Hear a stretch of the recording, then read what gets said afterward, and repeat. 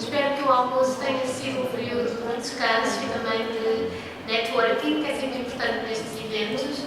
Eu vou agradecer a presença de todos neste período de tarde, onde teremos a oportunidade de ouvir a professora Maria Ángeles Rebolta-Alan, colega da Universidade de Sevilha, do Departamento de Métodos de Investigação e Diagnóstica e Educação, e que terá a grande mais-valia de usufruir também de um conjunto de participantes muito interessados na temática associada às tecnologias, à educação, às emoções e à aprendizagem online, além de que será também para nós um prazer poder tomar contato mais próximo com a sua experiência nesta área em particular. Portanto, sem mais demoras e agradecer novamente a atenção de todos, passo a palavra então à professora Maria Ángeles.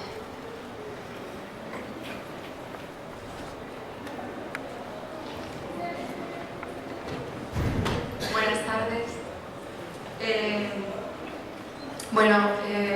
En primer lugar quería agradecer a la Universidad de Lisboa y al Instituto de Educación la invitación que me hacen para compartir y para presentar algunas de las ideas y de los trabajos que he realizado sobre temas de emociones, sobre las emociones en el aprendizaje. Y bueno, pues es un placer, un doble placer, porque venir a Portugal y venir a Lisboa para mí siempre lo es, y también pues hablar de un tema que me apasiona y que me parece que es muy importante.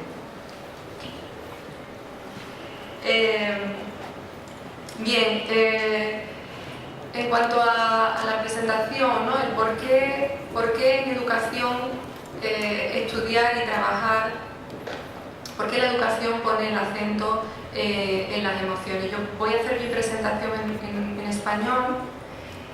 Parte de las diapositivas están en inglés, no todas, pero intentando procurar llegar a más personas, ¿no?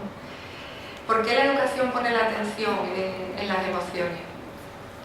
Pues pone la atención porque se sabe hoy que la cognición y las estrategias cognitivas y las formas de razonamiento están estrechamente relacionadas con los sentimientos, con los afectos.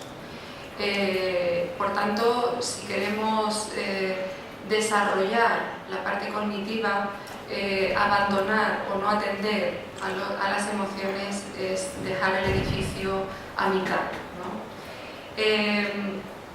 También se sabe que las emociones influyen en las acciones, influyen en la toma de decisiones, y por tanto las emociones activan o desactivan formas de aprendizaje, y por tanto este es otro elemento para considerar importante el atender al tema emocional. Influye además y mucho en el rendimiento académico. Parte de mi trabajo durante muchos años no ha sido trabajar en el papel de las emociones en el aprendizaje online, sino en el aprendizaje en general, y he trabajado mucho con personas, con niños y niñas que han abandonado el sistema escolar, que digamos presentan experiencias de fracaso escolar, y ahí aparece de manera muy importante la influencia de la dimensión emocional. Es decir, es clave, fundamental para entender ciertas conductas de abandono y de baja tolerancia a la frustración, la demora en las recompensas. Todo este tipo de aspectos son fundamentales en el tema emocional. Durante muchos años la educación prácticamente no ha atendido más que a lo cognitivo, no ha atendido a la parte emocional, a los factores emocionales, sociales y culturales, y ha dejado de tener presente una parte muy importante de todos los procesos educativos. Solo y exclusivamente cuando investigamos en el origen, en cuando empezamos a trabajar sobre emociones en educación, sí encontramos rastros de que han interesado las emociones exclusivamente, ha interesado la ansiedad, y solo para cuando estábamos trabajando o hablando de la realización de exámenes y de pruebas de evaluación. solo y exclusivamente en ese campo tenemos una larga trayectoria, en el resto no, en el resto prácticamente no nos interesa. Lo primero que quiero siempre planteo es intentar desmontar dos mitos. Esta mañana la profesora Ruth también hablaba de mitos, pues yo voy a también hablar de mitos. Respecto a las emociones hay dos mitos que están presentes en nuestra cultura, en las culturas en general. Uno se refiere a que las emociones son irracionales. Cuando una persona manifiesta o expresa una emoción, siempre se le describe como una persona, digamos, irracional, ¿no? Esto no es así, ¿no? Cuando una persona manifiesta una emoción, le está diciendo que algo de importancia vital le está ocurriendo y por tanto lo que está haciendo es una manifestación externa del valor, de la importancia que le da a eso que le está ocurriendo, a ese hecho. Por tanto, pasa por la razón, ¿no? Pasa por lo cognitivo. Este es un elemento importante a reconsiderar. Y la otra cuestión es que se ha considerado siempre como un obstáculo, las emociones son un obstáculo pues para pensar bien, ¿no? Para, digamos, adaptarnos al entorno, y no, son las herramientas con las que venimos, digamos, programados, que nos ayudan a adaptarnos y a relacionarnos con nuestro entorno. En primer término, para relacionarnos con nuestro entorno en un mundo físico y de supervivencia, y en un segundo plano, en el mundo social y con nosotros mismos. Por lo tanto, ese mito también esa creencia falsa hay que recolocarla porque está mal pensada. Por tanto, las emociones a nosotros nos sirven, podemos entenderlas como indicadores de la relación que una persona mantiene con el contexto o con el entorno, ¿no? Es un indicador, es expresivo de la relación que esa persona mantiene con los contextos y sobre todo con un aspecto muy importante, que son los valores sociales que definen o que caracterizan a ese contexto, ¿vale? Este es un aspecto que quiero señalar. Bien, estoy colocando aquí todo lo que sí que se sabe y en lo que no discutimos. La comunidad científica tenemos algunas cosas claras, otras no tanto, o en otras no nos ponemos tan de acuerdo. Se sabe, y está, digamos, toda la comunidad científica de acuerdo, en que podemos identificar, las personas disponemos de toda una batería de emociones. Y esas baterías de emociones se pueden entender como en dos planos. Emociones primarias o básicas, que son el repertorio de emociones innatas con las que nacemos y que son muy primarias, son básicas, son, digamos, universales. En cualquier cultura la vamos a encontrar y van a estar presentes con manifestaciones muy parecidas. Pero cuando las personas nacemos, rápidamente entramos en contacto con el mundo social, con los valores, con la cultura, y esas emociones se transforman en emociones más complejas, se llaman emociones sociales, y ahí aparece el repertorio de la culpa, la vergüenza, toda una serie de los celos, la envidia, y son emociones elaboradas a partir de la interacción social. Son en estas en las que básicamente nos vamos a centrar. Cualquier persona, a partir de que cumple los 2 años y medio o 3 años, todo su repertorio queda como emociones complejas, emociones sociales, porque ya han pasado por la influencia social y por la interacción social. En esas otras, en la culpa, la vergüenza, ahí sí vamos a encontrar variabilidad cultural. Va a depender de la cultura y de los valores cómo se manifiesten, cómo se expresen esas emociones y qué papel jueguen en esos contextos. Bien, en el estudio de las emociones podemos encontrar muchas teorías. Hay toda una serie de manuales que a partir del año 2000 comienzan a publicarse en la primera década del siglo XXI y que empiezan, digamos, recopilan todas las teorías que de un modo u otro han abordado, han estudiado las emociones y su papel dentro de los procesos educativos. Yo aquí he señalado, en la diapositiva lo que he organizado son como los dos grandes enfoques, las dos grandes tendencias que vamos a encontrarnos en las teorías y en los modelos teóricos de acercamiento a las emociones. Por un lado, los enfoques cognitivos, que entienden que las emociones son un proceso interno que se manifiesta externamente, es decir, va de dentro a fuera, y digamos ahí vamos a encontrarnos que van a interesar toda una serie de conceptos como el entrenamiento, el dominio, el control, toda una serie de aspectos que van a ser, digamos, importantes dentro de esos enfoques, ¿vale? Por ejemplo, en esos enfoques es muy importante el que la persona exprese de manera productiva y efectiva sus emociones para que no le haga daño a sí mismo ni al entorno. Yo no estoy de acuerdo con ese enfoque. Ya explicaré luego por qué. Tenemos discusiones, tengo un colega de mi mismo departamento de otra universidad con el que tengo discusiones bizantinas. Durante horas y horas y horas discutimos sobre ese tema. En este enfoque, en los enfoques cognitivos, en esta parte vamos a encontrar el enfoque de la inteligencia emocional, de las inteligencias múltiples, la resiliencia.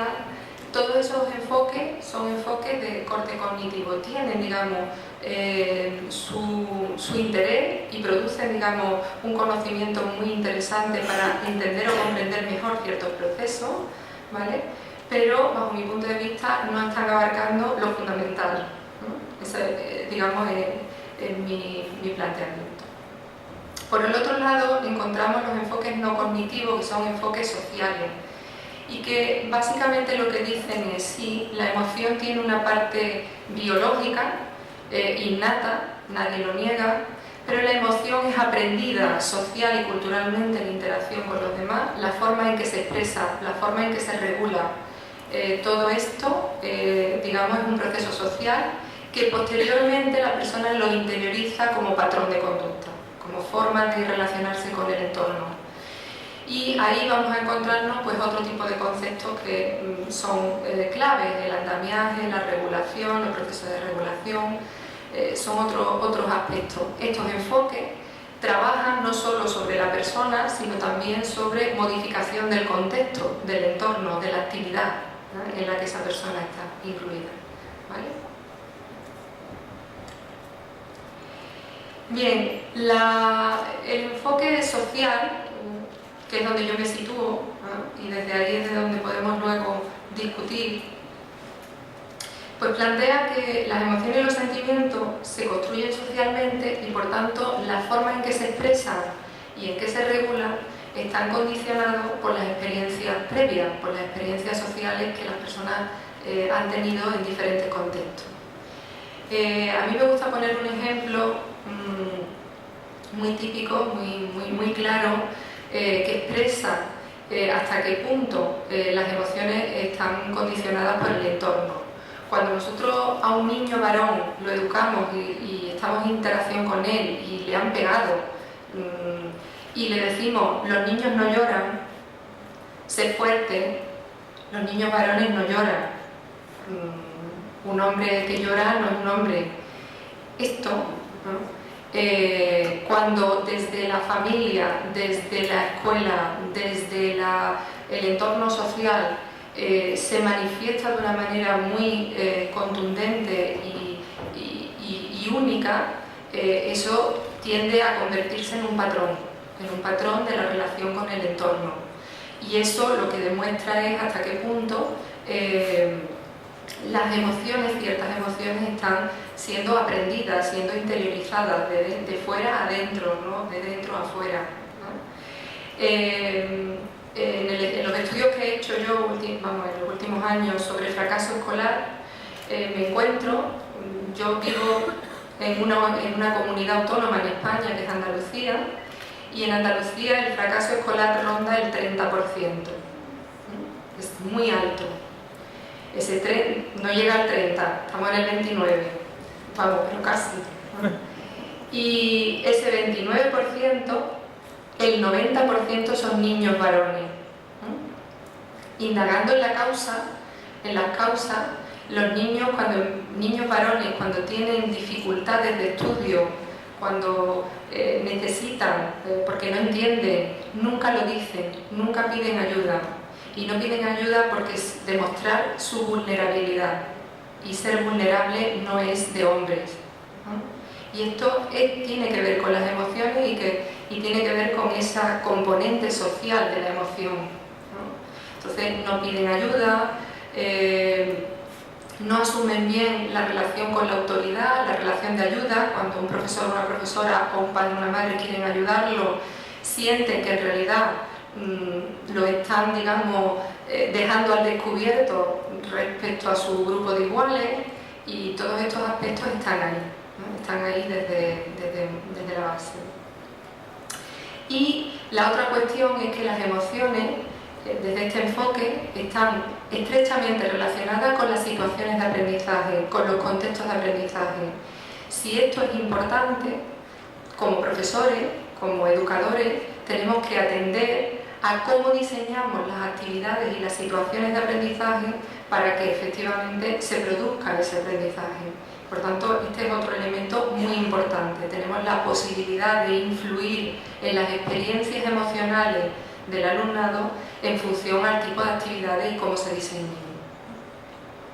Bueno, ahí aparecen toda una serie de conceptos, de ideas muy importantes que en los estudios recientes han aparecido. Por ejemplo, para que se produzca el aprendizaje, es necesario que coexistan estados de ansiedad con estados de motivación. No solamente me hace falta estar animado, ilusionado por hacer una tarea, tengo que estar alerta, tengo que estar inquieto y tengo que estar, digamos, con una cierta preocupación, porque si no me relajo y no se produce el aprendizaje, ¿vale? Es verdad que los estados de motivación tienen que darse en mayor intensidad que los de ansiedad, porque si no, no se produciría el aprendizaje. Pero lo que dicen las investigaciones es que los dos se tienen que dar y se tienen que dar un poquito más los de motivación, pero no mucho más, ¿no? Para que se produzca ese aprendizaje. Eso es lo que dicen las investigaciones. Por tanto, se van a dar emociones positivas y emociones negativas, y todas son, digamos, forman parte del proceso de aprendizaje, ¿vale? Por ejemplo, y estas son de las discusiones que tengo yo con mis colegas desde el otro enfoque. Una emoción como el miedo se considera una emoción negativa. En todos los libros aparece como una emoción negativa. Pero el miedo es una emoción que te hace ser creativo, estar activo, estar alerta, producir respuestas muy creativas ante situaciones límites. Y por tanto, cuando en mis estudios sobre violencia de género con mujeres víctimas de violencia aparecía el miedo, las mujeres que habían superado una relación de maltrato, en los momentos de supervivencia el miedo fue clave, porque ellas escucharon ese miedo y se protegieron y utilizaron toda una variedad de estrategias para protegerse. Por tanto, el miedo depende de la situación, del contexto y de la intensidad, puede ser una emoción bastante productiva. Lo que no es bueno es el pánico, porque el pánico te paraliza. El miedo te hace estar activo y creativo y producir, pero el pánico paraliza, que es un punto más, ¿no? Entonces, bueno, pues vamos a estudiar un poco cómo están las emociones en estos procesos. Bien.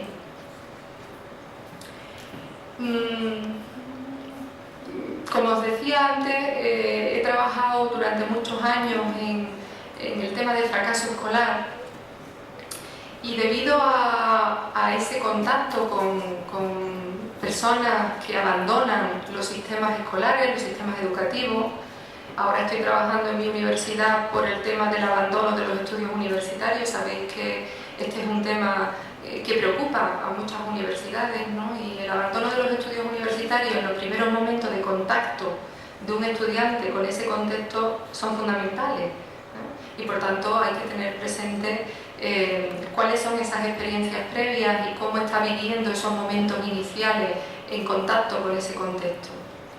Bien, como consecuencia del trabajo que he realizado durante muchos años en el ámbito del fracaso escolar, tuve la oportunidad de empezar a leer los trabajos de Andy Hargreaves sobre las políticas emocionales de los contextos escolares. Y básicamente lo que viene a decir es que habría que entender, o hay que entender, que las dinámicas en la escuela, las dinámicas en los contextos escolares, se rigen por una estructura o por unas relaciones de poder. La evaluación es una manera de ejercer cierto poder, porque los niños tienen que cumplir ciertos objetivos, ciertas metas que socialmente están establecidas, y ellos lo tienen muy claro desde el principio, y en el momento que no se cumple o que está en riesgo el cumplimiento de esa meta, esa persona siente que va a ser expulsado, va a ser sacado del sistema, ¿no? Y Andy Hargreaves decía que las políticas emocionales en los ámbitos educativos había que entenderlas como políticas de vergüenza y orgullo.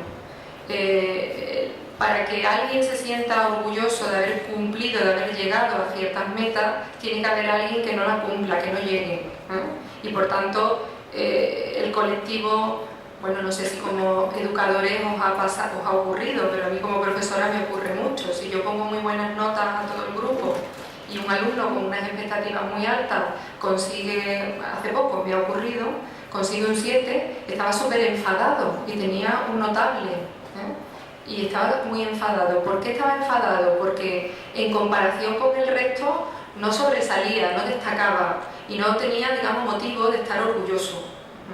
Estar, digamos, que yo he destacado en algo respecto a los demás, ¿no? Esa, digamos, dinámica de comparación y de relación con el otro está muy presente en todos los procesos educativos. Y básicamente, Andy lo que venía a decir es que hay que entender en el eje de abajo, en el diagrama que os presento, en el eje de abajo aparece, digamos, el eje del poder, ¿no? Del poder, de la capacidad que yo tengo como persona de llegar a cumplir mis metas personales. Cuando estoy en un contexto escolar, en un contexto educativo o en cualquier otro contexto, yo evalúo ese contexto para ver si soy capaz de, a través de mi experiencia en ese contexto, llegar a cumplir mi meta, la meta que yo me he marcado personalmente. Si eso, digamos, esa capacidad para poder controlar, para poder decidir sobre mi vida aumenta, yo me siento orgulloso. Si pierdo esa capacidad, si de alguna manera siento que la estoy perdiendo, que no estoy teniendo, digamos, la posibilidad de cumplir esa meta, siento vergüenza.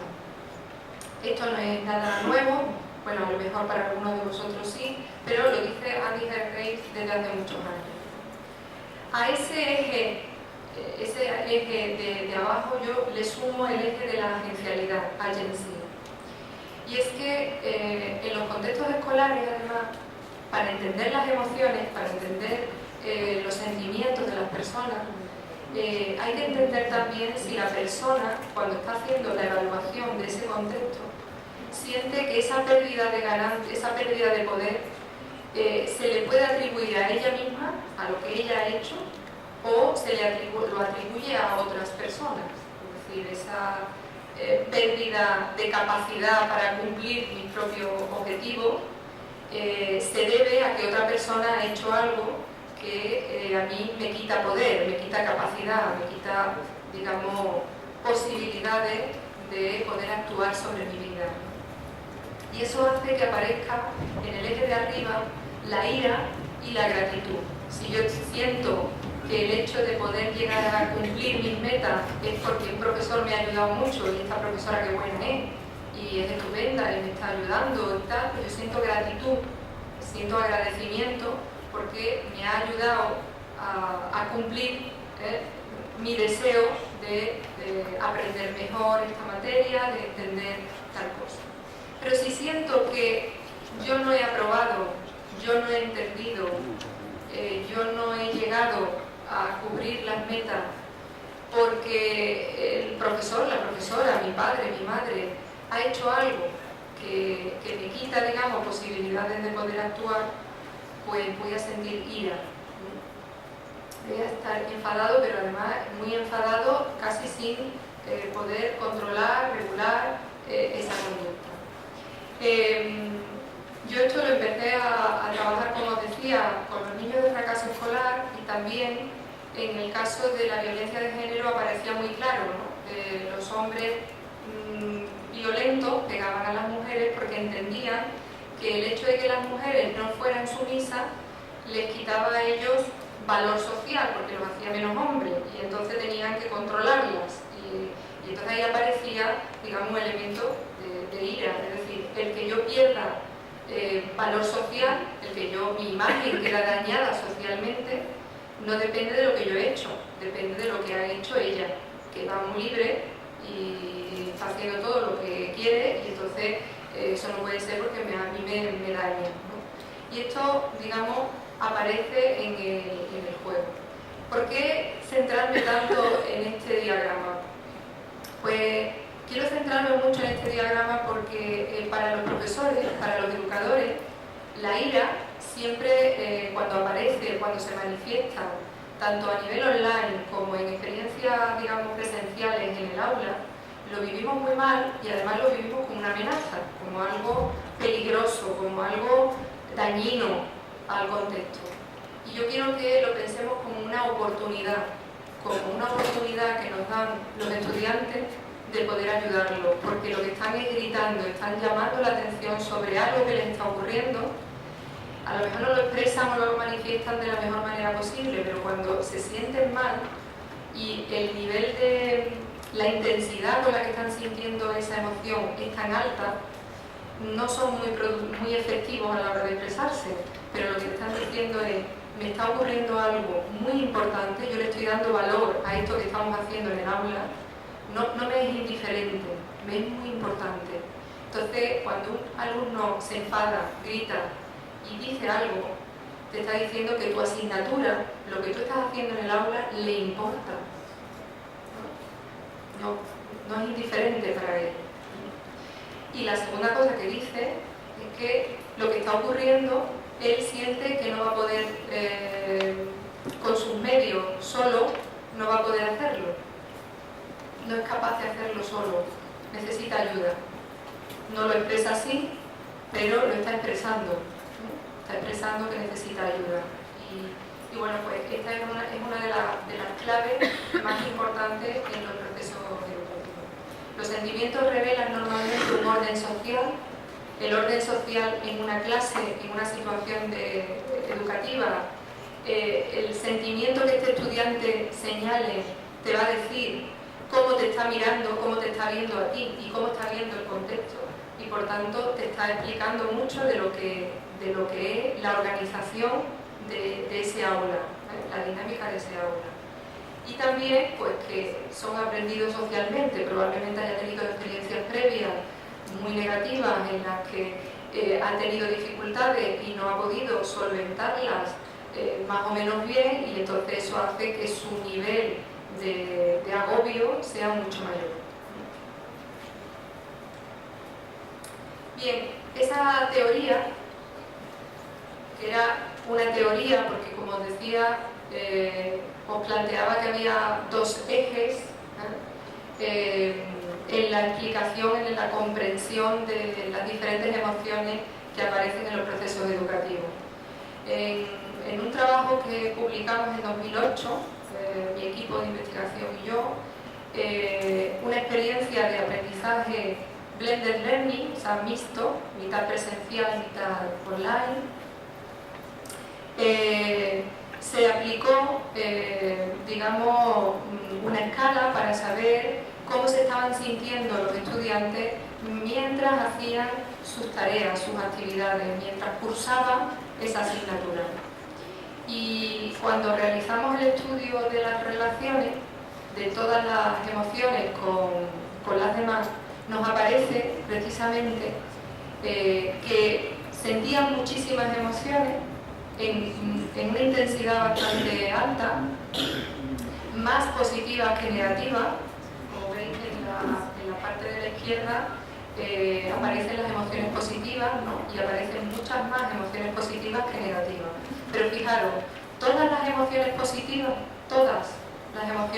positivas que sentían, entusiasmo, alivio, orgullo, todas correlacionaban muy altamente con el poder, con la capacidad, con el sentimiento de poder, de capacidad de poder cumplir expectativas. Este era, digamos, el elemento. Y la única negativa que correlacionaba con el poder era la culpa, ¿vale? Todas las demás negativas correlacionan a su vez con la culpa. Para mí, bueno, después hablaré del aburrimiento, que también es bastante importante. La culpa, digamos, es una emoción bastante negativa en los procesos educativos porque desactiva el aprendizaje.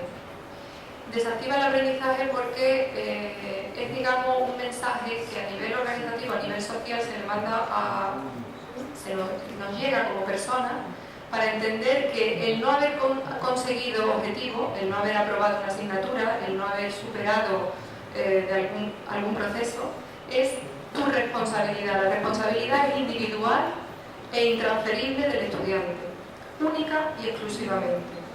Y esta emoción, que por su propia definición es una mancha, la culpa es una mancha y hay que esconderla, igual que la vergüenza. Y la culpa, pues, lo que hace es desactivar, porque se considera que, bueno, pues que la responsabilidad es tuya, has hecho algo mal, ¿no? Y lo que tiende es a paralizarte, porque como por los medios por los que hiciste la actividad, o hiciste un examen, o estudiaste una asignatura, no lo conseguiste, no has sido capaz de hacerlo, no sabes hacia qué otro camino seguir, pero encima la responsabilidad es tuya, con lo cual no puedes pedir ayuda, porque la responsabilidad ha sido exclusivamente tuya. La culpa es una emoción de control social, aparece siempre como controladora social, para que la persona que, digamos, no está dentro del sistema no se movilice, no se mueva, no pida, no cambie, no movilice el cuerpo, el edificio social. Y por tanto, para mí es una de las emociones que hay que intentar desechar de los procesos educativos todo lo que se pueda. La responsabilidad sí, pero la culpa no. Entonces, bueno, ver ese tema. Con este estudio lo que hicimos fue demostrar la tesis, la teoría, de que efectivamente en los procesos educativos, también en las situaciones online, este, digamos, universo de emociones, esta variedad de emociones también están presentes. Y también es muy importante el entender que esas situaciones de aprendizaje están relacionadas con la capacidad de los estudiantes de lograr, de conseguir sus propias expectativas y sus propias metas.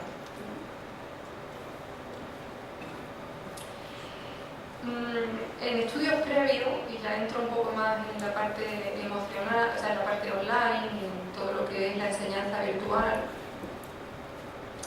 en los estudios previos que han realizado una serie de autores, figuran ahí en la diapositiva, no sé si, supongo que la tendrán disponible la presentación,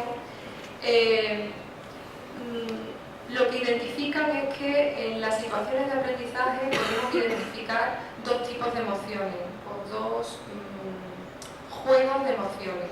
Emociones de resultados, de logro, y emociones de proceso, o emociones de actividad, ¿vale?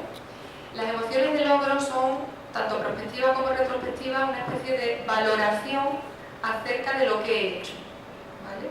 El orgullo es a posteriori.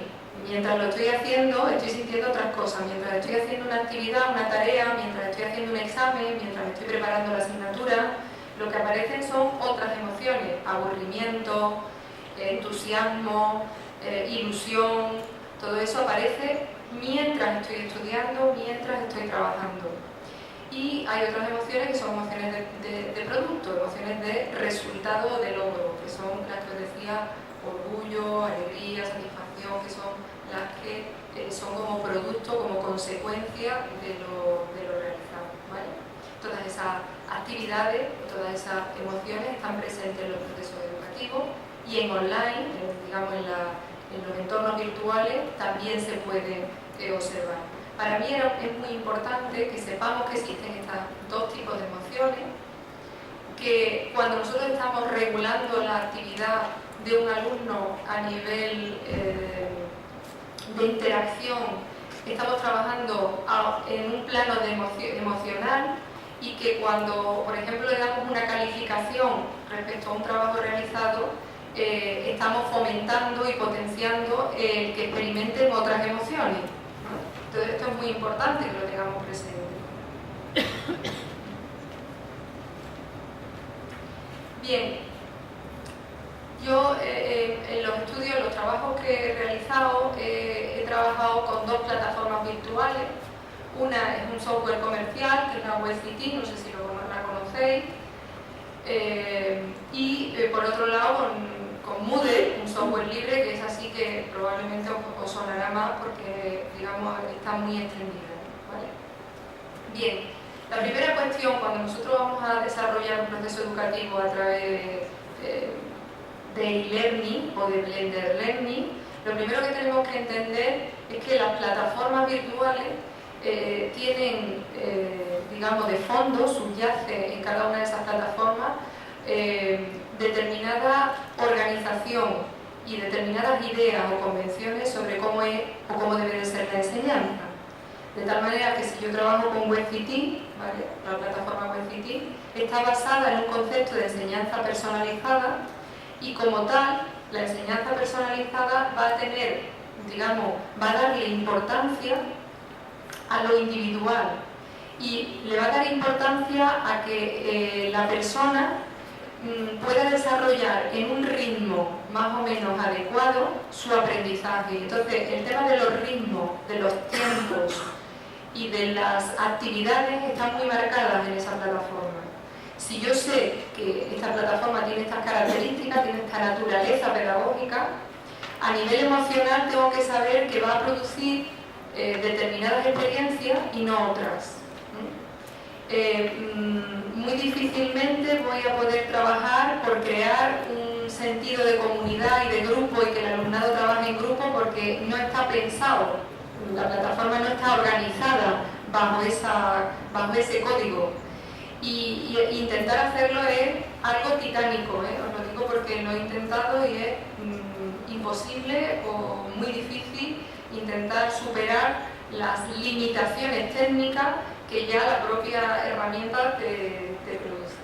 Por lo tanto, desde el punto de vista de las plataformas, tenemos que saber que institucionalmente, cuando se adopta una plataforma como base para las actividades pedagógicas, lo que hay, lo que subyace es un modelo educativo y un modelo de relación profesor-alumno. En ese modelo de enseñanza personalizada, el que tiene el control del contenido, de cuándo se coloca, cómo se coloca, en qué momento, etcétera, es únicamente el profesor.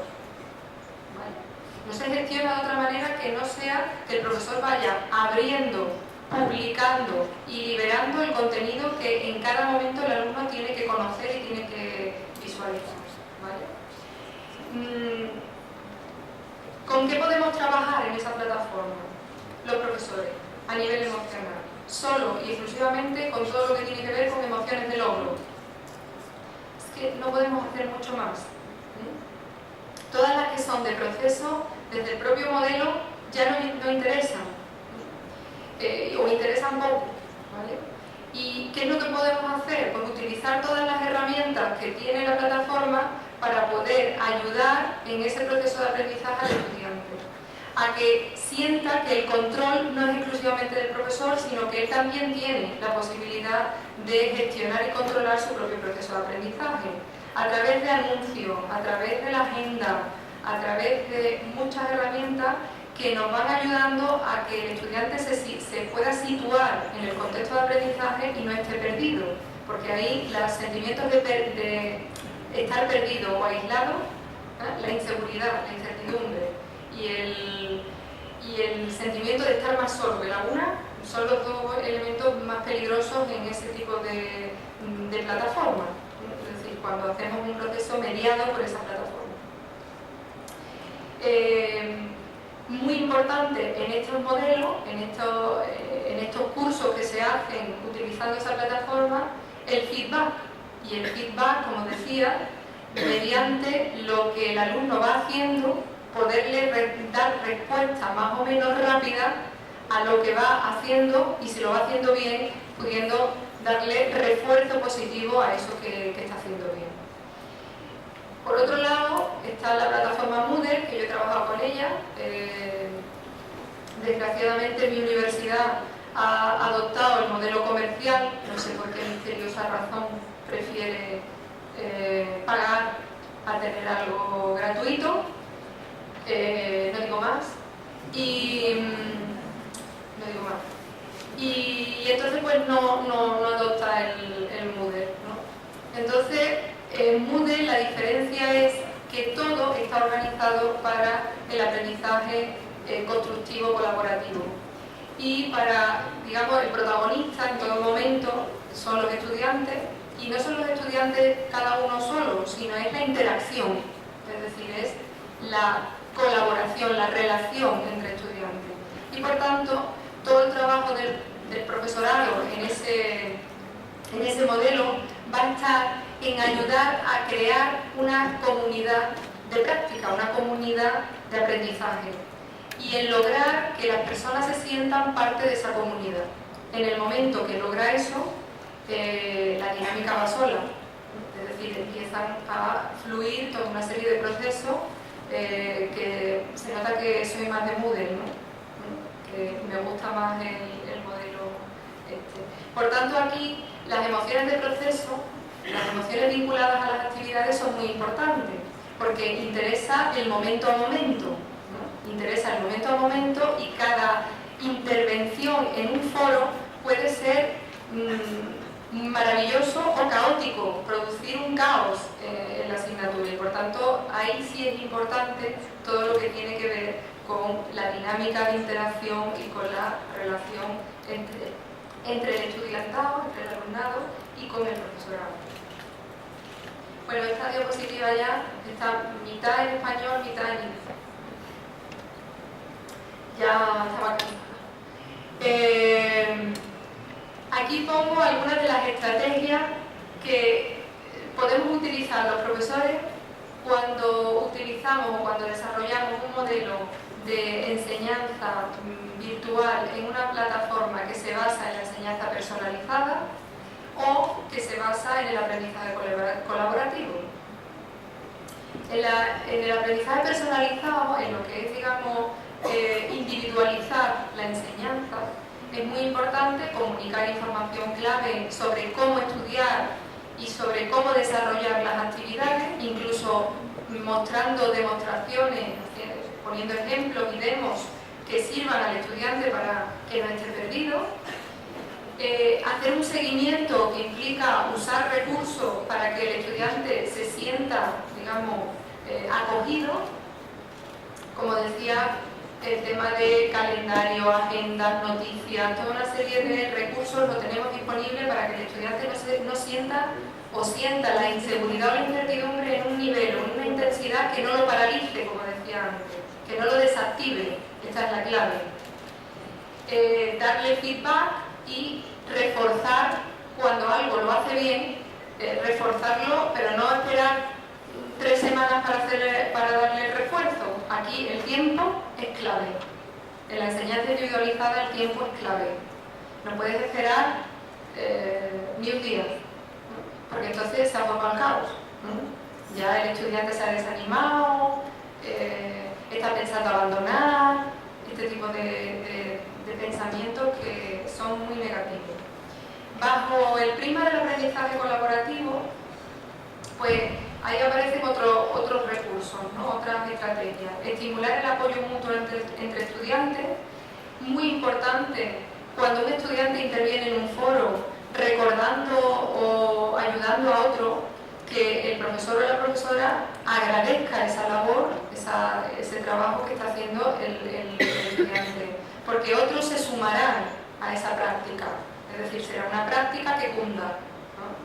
Es dar como el impulso a quien sí. El refuerzo positivo de estudiantes que ayudan, ¿vale? Siendo útil, realizar, en este caso, en el aprendizaje colaborativo, realizar feedback, pero grupales, tutorías virtuales grupales en las que el profesor, mediante la corrección, corregir un trabajo de algunos alumnos, pero que el resto lo esté viendo cómo lo está corrigiendo, cómo lo está revisando, de tal manera que los demás aprenden de los errores de otro.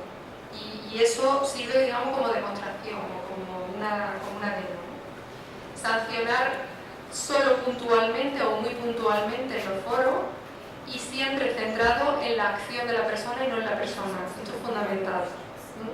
A veces caemos en los errores de sancionar de forma que se sanciona a la persona y no lo que ha hecho esa persona. Esa persona ha hecho algo, y eso es lo sancionable, lo que ha hecho en ese momento a nivel puntual, pero no la persona, ¿vale? Y esto es muy importante. Y usar un lenguaje afectivo, emocional en las interacciones. Los profesores normalmente, bueno, las personas normalmente tenemos muy poca formación, muy poca educación emocional y tendemos a intervenir en los foros que parecemos robots, ¿no? Os aviso de que tal, parecen órdenes. Os recuerdo que tal. Entonces, la interacción no es una interacción afectiva, es una interacción humana, parece un robot hablándole a otro robot, ¿no? Entonces es muy importante la parte afectiva, estamos hablando con personas y por tanto el intentar, digamos, reproducir un contexto de cercanía, de afectividad, que haga que el estudiante no sienta que eres el enemigo, ¿no? Entonces esto es muy voy a presentaros muy brevemente, a nivel muy sintético, los resultados de una investigación. Ahora quería haberos traído de la última que estoy haciendo, pero no me ha dado tiempo a terminar los análisis, y eso para la próxima. Y os voy a traer algunos datos de una investigación que hicimos el año pasado, y está publicada en una revista recientemente, y quería explicaros un poco esta idea que os he planteado de que es muy importante las actividades o las situaciones de aprendizaje para entender las emociones que se experimentan, y eso a su vez relacionarlo con el rendimiento, con el aprendizaje de los alumnos. Este estudio se ha hecho en la universidad y en estudiantes de primer semestre de una titulación de grado, ¿vale? El objetivo era describir las emociones que experimentaban los estudiantes en la realización de ciertas tareas, de ciertas actividades, y estudiar si había diferencia en las emociones que experimentaban en función a dos cuestiones: en función al tipo de tarea, el tipo de actividad, y en función a la motivación o el interés que tuvieran hacia la asignatura, ¿vale? En la universidad, en el aprendizaje universitario, hay muchos estudios, muchos trabajos que reflexionan sobre las diferentes formas de aprendizaje que tenemos que producir, provocar en un estudiante. Desde el aprendizaje situado, el aprendizaje instrumental, aprendizaje social o colaborativo, todas esas formas de aprendizaje con el objetivo último, final, de provocar dos, que el aprendizaje activo y el aprendizaje autónomo, porque eso es lo que va a hacer que como profesionales los estudiantes cuando salgan de la universidad puedan seguir formándose, puedan seguir desarrollándose profesionalmente. Entonces el aprendizaje activo y el aprendizaje autónomo es el objetivo último, ¿vale? Bien.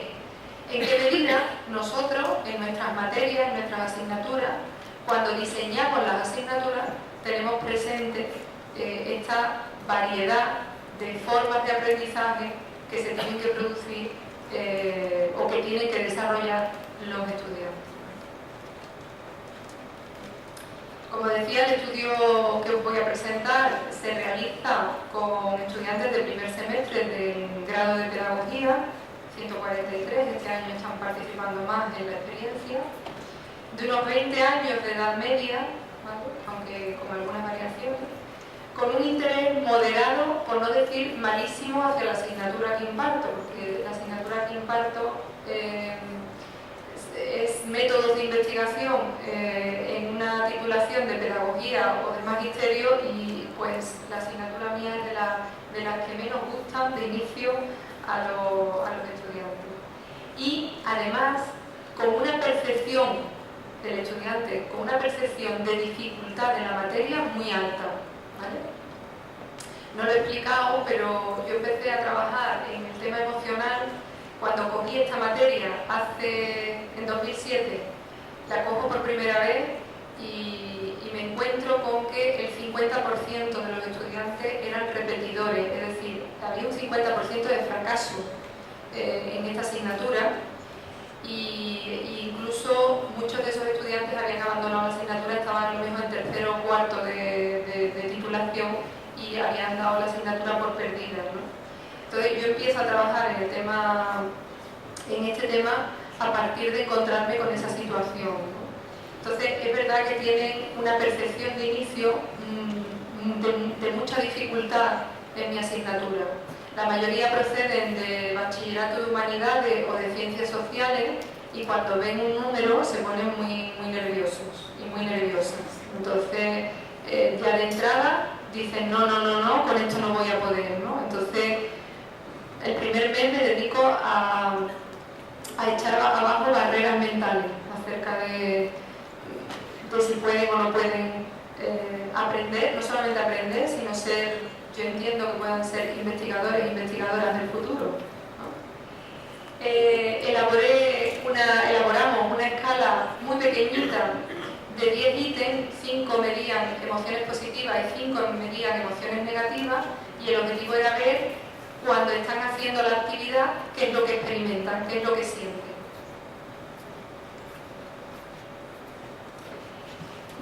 Lo que yo he sometido a estudio en esta investigación son 2 tareas, 2 actividades de aprendizaje. En la asignatura hay muchas más actividades, estamos ampliando además el catálogo de actividades, pero lo que he puesto, digamos, a evaluación han sido 2 de esas actividades. Una basada en el aprendizaje constructivo, reflexivo, y otra basada en el aprendizaje instrumental.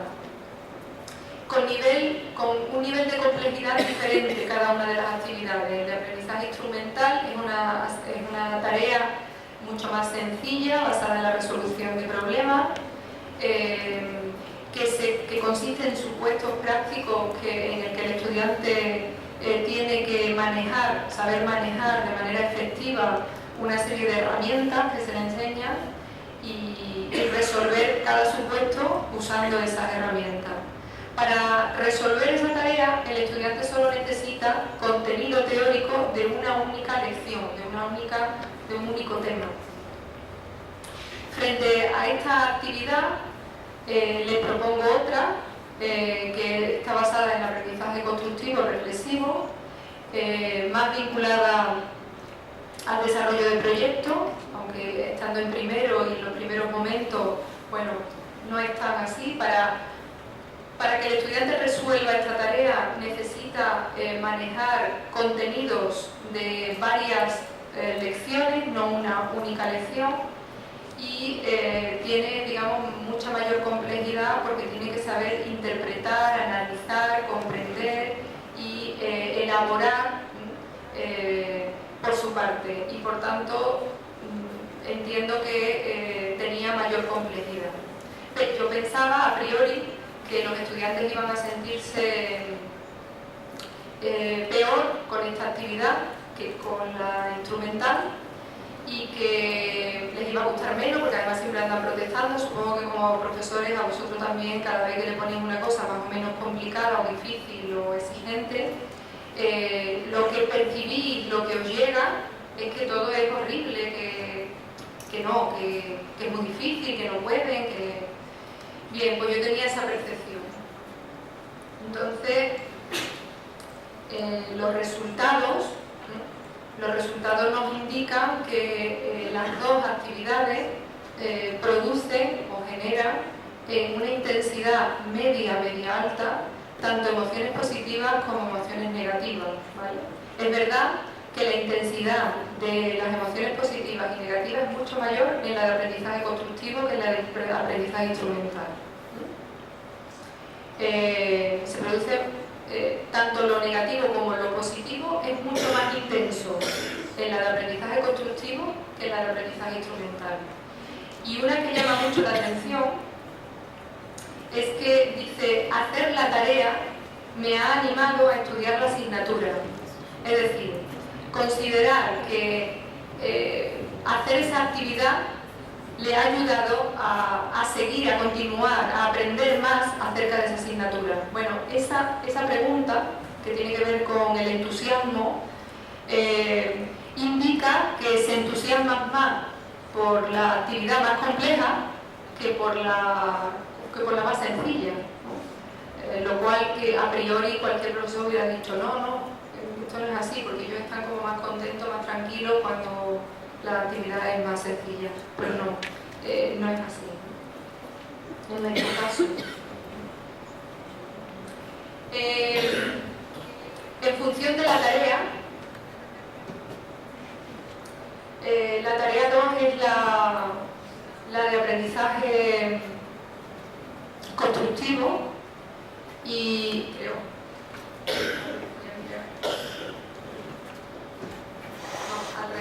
la tarea 2 es la de aprendizaje instrumental y la tarea 1 es la de aprendizaje constructivo, ¿no? Y fijaros que en la tarea 2, lo que os decía, sienten en menor grado inseguridad, estrés, preocupación, ¿vale? Sienten en menor grado eso. Pero cuando nos vamos a emociones positivas, el entusiasmo y la confianza, el entusiasmo no es mucho mayor en la tarea de aprendizaje instrumental, es mayor en la de aprendizaje constructivo. Y por tanto, nos está diciendo que efectivamente es una tarea que tiene mucha mayor incidencia en el aprendizaje de la asignatura. En cuanto a la motivación, nos encontramos con que tenemos dos grupos de estudiantes con alta motivación y con baja motivación, y nos encontramos con que los que tienen más alta motivación experimentan en mayor grado e intensidad tanto emociones positivas como negativas, es decir, los estados de motivación, entusiasmo, alegría, ilusión y tal, lo sienten muy fuerte, pero también sienten muy fuerte preocupación, estrés, inseguridad, porque le dan mucho valor y le dan mucha importancia a lo que están haciendo, y porque le están dando valor aparecen esas emociones, ¿no? Quieren hacerlo muy bien, ¿no? Y entonces, bien. Y respecto al grupo de emociones, o sea, de motivación más baja, pues esas emociones se dan en menor intensidad, ¿vale?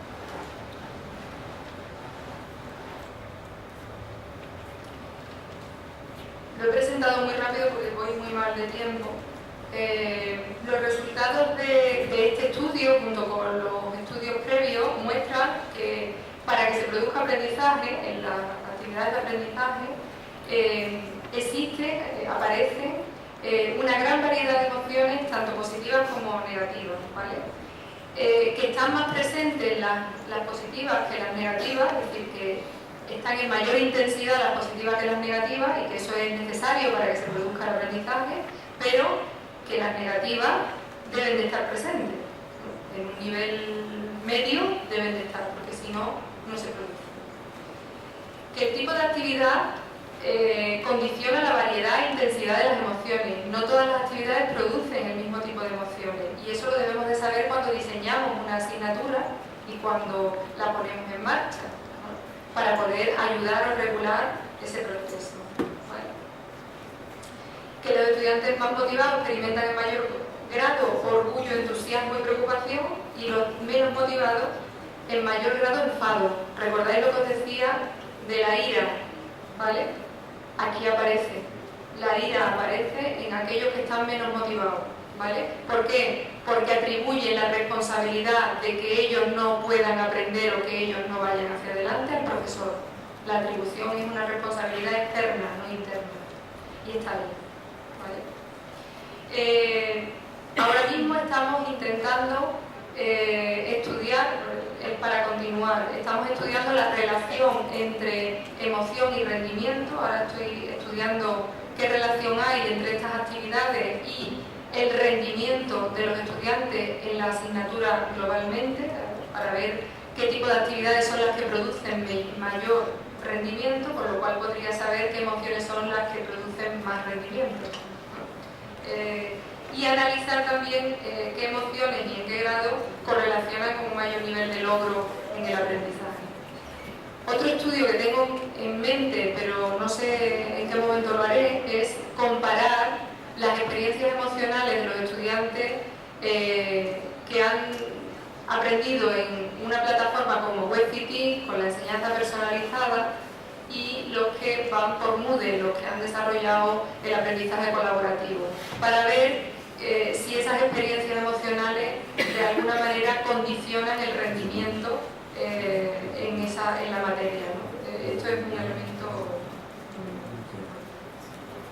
Y para terminar, yo dejo ahí para comentar aspectos que creo que son importantes en el diseño y en el desarrollo de materias en entornos virtuales por parte del profesorado. ¿Qué tipo de cuestiones son importantes el tener en cuenta?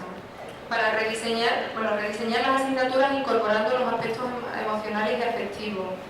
Decía esta mañana, hablando con algunas de las personas que están asistiendo, que muchas veces el gran olvidado en el rediseño son los contenidos, y cuando los estudiantes se leen ciertos textos que parece que están escritos para el enemigo, es muy difícil sobreponerse a ello, ¿no? Y lo digo porque vengo de una asignatura que es métodos de investigación, y le decía a una compañera que parece que los libros están escritos para no aprender, ¿no? Entonces, lo digo porque trabajo permanentemente con estos textos y no se sabe a quién le habla el que escribe. O sea, le habla a un ser, digamos, de otro planeta, porque no hay implicación afectiva cuando le presentamos los contenidos, y los contenidos hay que presentarlos de esa manera, involucrando afectivamente a la persona que está leyendo, porque es lo que hace que te interese un tema, y esto es fundamental. Que la teoría, que los contenidos teóricos han de servir a la actividad del estudiante. Yo normalmente pongo en primer plano la actividad y la tarea, y en segundo, y todo lo demás está al servicio de que el alumno haga algo. Y en la práctica, cuando un estudiante termine los estudios y sea profesional, esto es lo que va a regir, es decir, lo que digamos fundamenta nuestro trabajo como profesional en la práctica, y todo lo demás se pone al servicio de dar soluciones a problemas. Por lo tanto, debemos de articular, organizar el diseño con esa estructura. Repensar la interacción del alumnado en términos de oportunidad, como os decía, y no de amenaza. Los conflictos son una oportunidad para poder ayudar y para poder regular el aprendizaje de un estudiante, y cuando nos lo expresa tenemos que alegrarnos, no enfadarnos. Estimular la colaboración de los estudiantes dentro de los procesos, y por último, incorporar dinámicas de expresión emocional. Muy importante usar el humor. Yo utilizo mucho el humor dentro de las clases, me río de mí misma, me río de los investigadores cuando hacen. O sea, pongo mucho de ese tipo de cosas, porque si tengo que enseñar un contenido, es la manera de que lleguen las ideas de una manera mucho más fácil, ¿no? Y además más cercana, ¿no? Entonces, usar el humor es muy importante. Y yo creo que aquí lo dejo y